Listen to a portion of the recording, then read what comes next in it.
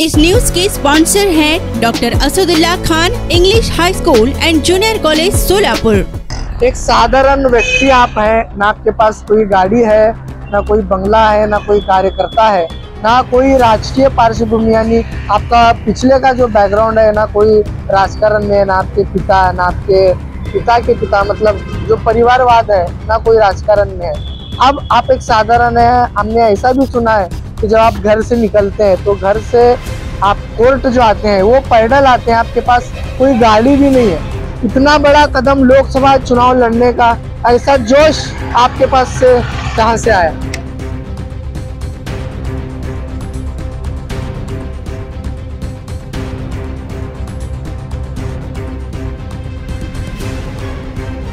तर यांना इकडून तिकडून उमेदवार पकडून आणायची वेळ आली नसती।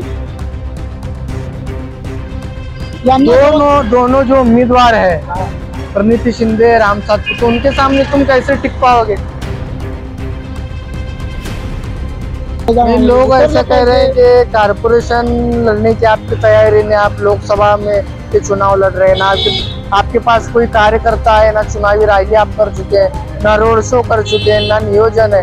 ऐसे ही कभी भी जो है उठेंगे लोकसभा चुनाव लड़ेंगे, ऐसे तो नहीं चलेगा, ऐसी चर्चा लोगों में है।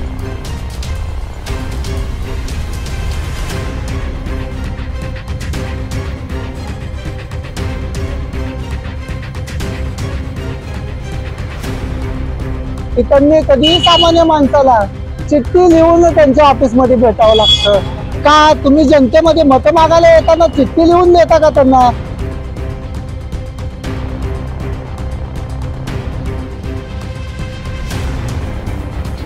आणि अशा घराणेशाही टिकवण्यासाठी जो तुमचा लढा आहे त्याला चळवळीचं रूप का देताय?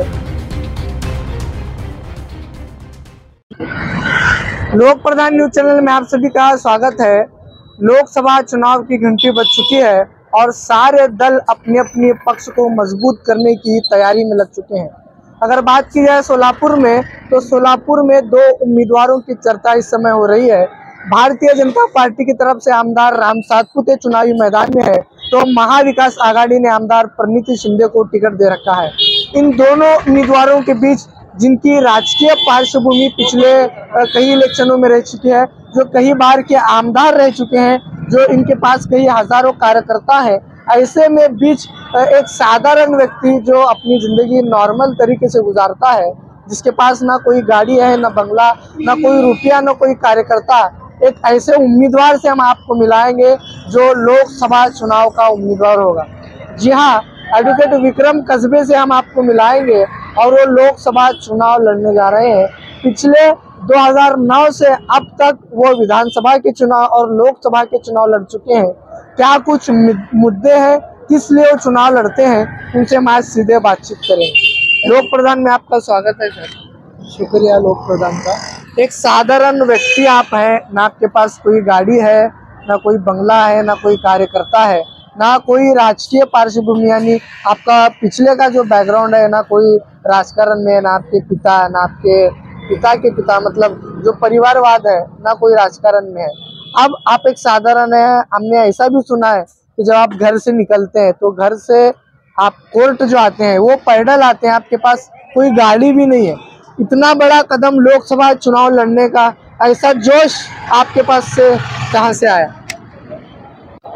मी ॲडव्होकेट विक्रम कसबे सोलापूर जिल्हा न्यायालयामध्ये वकिलीची प्रॅक्टिस करतोय आणि मी एक साधारण जीवन जगणारा सामान्य कुटुंबातला व्यक्ती असून मला सर्वसामान्यांच्या हक्क अधिकाराबद्दल नेहमीच एक कास धरलेली आहे मी, आणि मी त्या तत्ववेत्या जीवनावरच मी मार्गक्रमण करतोय। आजपर्यंत मी साधारण जीवनातूनच गोरगरिबांचे प्रश्न सोडवण्यामध्येच मी गोरगरिबामध्ये राहतो आणि त्यांचे प्रश्न सोडवतो, आणि म्हणूनच मी या लोकसभेमध्ये पण त्यांचा आवाज हा लोकसभेमध्ये घुमला पाहिजे, याच उद्देशाने मी ही लोकसभा निवडणुकीच्या रिंगणात उभा आहे। पिछले साल तो थे, तो लोकसभा में अपनी आवाज रखने वाले बीजेपी के 2 खासदार थे, फिर आपको ऐसी क्या बात आई कि आप चुनाव लड़ने जा रहे हैं? सोलापुराचं दुर्दैव असं आहे, सोलापूर या राजकारणी लोकांच्या इच्छाशक्ती पूर्ण मृत अवस्थेत आहेत. यांची इच्छाशक्ती कधी जागृत होईल त्याची बघण्यामध्येच सोलापूरकर हैराण आहेत. आज आपल्या सोलापूर शहर जिल्ह्याला 2 केंद्रीय मंत्री मिळाले, मुख्यमंत्री मिळाले, उपमुख्यमंत्री मिळाले. एका जिल्ह्यामध्ये असे मुख्यमंत्री आणि उपमुख्यमंत्री आणि केंद्रीय मंत्री, एवढं सुजलाम सुफलाम शहर जिल्हा व्हायला पाहिजे होता. पण त्यांच्या राजकीय अनास्थेमुळे, इच्छाशक्ती नसल्यामुळे केवळ आपण आणि आपले कार्यकर्ते, आपला पक्ष यांच्या पक्षबांधणीमध्ये सुद्धा हे ढिले पडलेले आहेत. कारण पक्षबांधणी जर असते यांची तर यांना इकडून तिकडून उमेदवार पकडून आणायची वेळ आली नसती. आणि ज्यांचे उमेदवार आहेत ते त्यांना घराणेशाही टिकवण्यासाठी प्रयत्न करावे लागले नसते. आज तागायत चळवळीच्या माध्यमातून कधी कुठल्या चळवळीमध्ये सहभागी न होणारे असे कालच्या एका प्रसंगामध्ये ते निवडणूक नाही चळवळ आहे अशी त्यांची भाषा यायला लागली. जी गेल्या किनकी भाषा आहे, कोण बोला? काँग्रेस उमेदवारांची भाषा आहे अशी की ही निवडणूक नाही चळवळ आहे म्हणून. जर चळवळ आहे तर लोकांच्या, जनसामान्यांच्या याच्यामध्ये तुम्ही 5 वर्ष कधीच दिसला नाही. तुमच्या वैयक्तिक कार्यकर्त्यांनी किंवा पक्षाच्या पदाधिकाऱ्यांनी कार्यक्रमाला बोलवलं तर तुम्ही दिसता. ऐन वेळेस कधी तुम्ही कुठल्या इतर जे सामान्य लोकांनी कार्यक्रम ठेवलेले असतात किंवा इतर त्यांचे काही कार्यक्रम असतात, इथं कुठेही दिसत नाहीत. आज तुम्ही रिक्षामध्ये फिरण्याचा तुमचा मानस पूर्ण करताय, रिक्षामध्ये फिरून कॉमन माणूस असल्याचं दाखवताय. पण तिथून तुम्ही शेवटी तुमच्या लक्झरियस गाड्यामध्येच फिरताय. हे दाखवलं तरी जनता केवळ तुम्हाला या मोठा माणूस आहे ही सामान्य माणसाची जी इच्छा असते, म्हणजे जे एक भ्रम असतो की बाबा हा मोठा माणूस आहे, याला मानपान दिला पाहिजे, त्या भ्रमापोटी अरे हे लोक आपल्याबरोबर आज रिक्षात बसले. पण जनतेला हे कळण्यासाठी की बाबा तुम्हाला आज हे दाखवण्यासाठी रिक्षात बसतायत, तुम्हाला दाखवण्यासाठी आज हे तुमच्यामध्ये मिसळत आहेत. पण कधी 5 वर्षामध्ये दोनों जो उम्मीदवार है, प्रणिति शिंदे, राम सातपुत, उनके सामने तुम कैसे टिक पाओगे? हे पहा, प्रणिति शिंदे या घराणेशाही टिकवण्यासाठी त्यांचा प्रयत्न आहे की त्यांच्याकडं हे केंद्रीय मंत्रीपद त्यांच्या पप्पांकडे होतं. ते स्वतः 15 वर्ष आमदारकी भोगतायत. त्यांच्याबद्दलच मी सांगतोय की त्यांनी कधीही सामान्य माणसाला चिठ्ठी लिहून त्यांच्या ऑफिसमध्ये भेटावं लागतं का? तुम्ही जनतेमध्ये मतं मागायला येताना चिठ्ठी लिहून देता का त्यांना की तुम्हाला मला मतदान देण्यासाठी मी तुमची भेट घ्यायला येतो म्हणून? जेव्हा तुमच्या ऑफिसवर आलं जातं तेव्हा तुमच्याकडून वागणूक अशी का मिळते की तुम्हाला नाव वगैरे लिहून काम काय आहे हे सांगायला चिठ्ठी द्यावी लागते? तुम्ही जेव्हा मतदारसंघामध्ये आता जे फिरताय तेव्हा तुम्ही सर्व मतदारांना चिठ्ठ्याच देताय का की मी तुम्हाला भेटायला यायला लागले म्हणून? असा दुजाभाव का करताय तुम्ही? आणि अशा घराणेशाही टिकवण्यासाठी जो तुमचा लढा आहे त्याला चळवळीचे रूप का देताय? हे मला त्यांच्या पुढचे माझे प्रश्न आहेत. तुमच्याकडे 15 वर्ष सत्ता होती, तुम्ही सामान्य जनसामान्य. मेरा सवाल क्या था, दोनों उम्मीदवारों के सामने तुम कैसे टिकोगे? पहा, मी त्यांची हीच बाजू मानतोय की या लोकांनी कधी यांच्या वैयक्तिक जे पक्ष आणि हे पक्षीय राजकारण याच्या पलीकडे कधीच काही केलेलं नाही. सामान्य माणूस हा विकासाचा केंद्रबिंदू कधी मानलेलाच नाही. जर हे सामान्य माणूस विकासाचा केंद्रबिंदू म्हणून काम केले असते तर आज महिनाभर यांना उन्हातालामध्ये फिरायची पाळी आली नसती आणि या सभा मंडळी वगैरे घ्यायची पाळी आली नसती. पण आज हे 5 वर्ष AC मध्ये फिरलेत म्हणून आज यांना उन्हामध्ये फिरायची पाळी आली आणि पावसामध्ये सभा घ्यायची पाळी आली. पण हेच जर त्यांनी सर्वसामान्य माणूस केंद्रबिंदू म्हणून काम केलं असतं तर त्यांना आज फिरायची गरज नसली असती, ते घरात बसून निवडून आले असते.